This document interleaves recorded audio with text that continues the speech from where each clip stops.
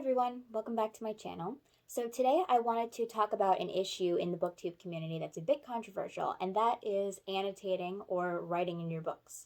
So there's many different reasons why people annotate. Sometimes people just like to do it for fun. Sometimes it's for school or for writing about a particular book or to be able to talk about a book, kind of remember different parts of it and what your thoughts were. For a long time, I was very anti writing in books unless it was for school. For a while, I really struggled with the idea of writing in my books. I wanted to keep them very pristine, and I was worried that my handwriting would make them look bad or mess them up. But eventually, I kind of came to the conclusion that it makes your books more personal, and it's also really cool to look back at your old annotations and see what you were thinking about and add to them later.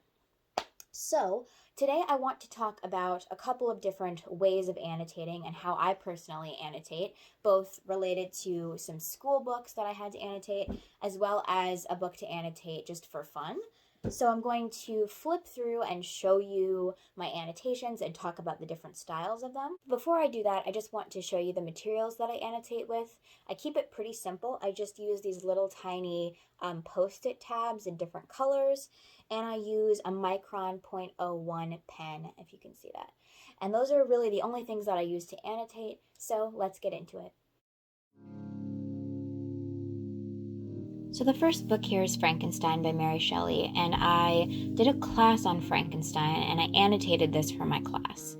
So the main things that I was trying to look for when annotating this one is themes, things that I want to talk about in my paper, and I ended up going back through later and tabbing certain parts with those pink tabs just to be able to remember where I had quotes that I wanted to use for my paper. So all you're going to see in this one is just black pen annotations with my thoughts and my analyses of the various quotes, and a few pink tabs here and there. There are some sections that are more heavily annotated than others, and this just has to do with how much I was interested in a particular scene, or how important that I thought the scene would be towards later papers or analysis that I had to do for class.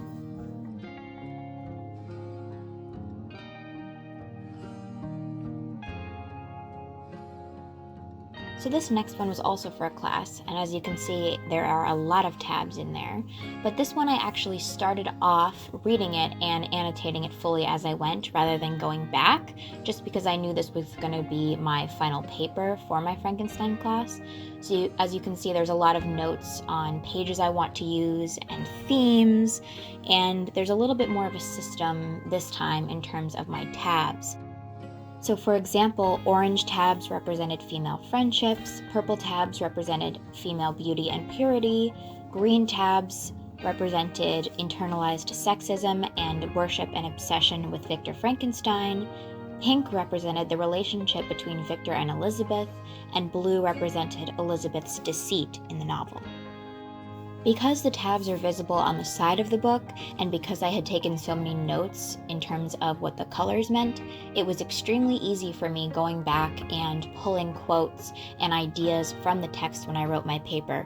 So if you need to write a research paper or write any kind of analysis of a book, I think this method works really well in giving you a well-rounded understanding of what's going on and a very easy way to gather your information later.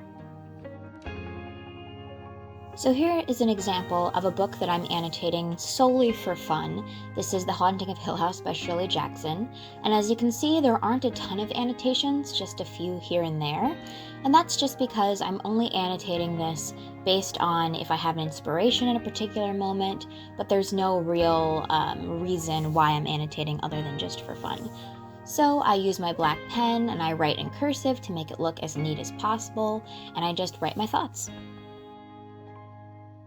So finally, this is The Fault in Our Stars, my favorite novel, and I have read this one, I don't know, maybe 20 times, but this was the first reread that I did with the physical copy rather than the audiobook, and I decided to fully annotate it.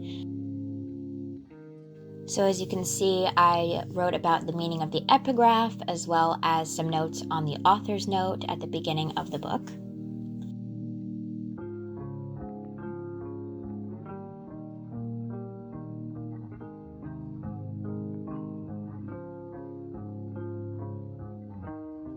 And I also decided to write the entire Emily Dickinson poem that the novel's title within the novel is based on, just for reference.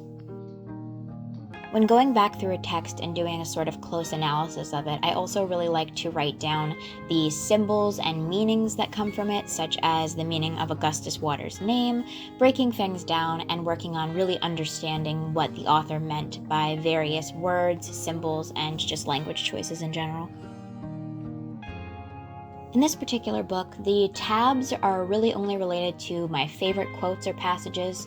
They're not color-coded, I just use whatever tabs I had, and they really don't mean anything, like I said, other than just, these are the quotes that I really like and I want to be able to find easily.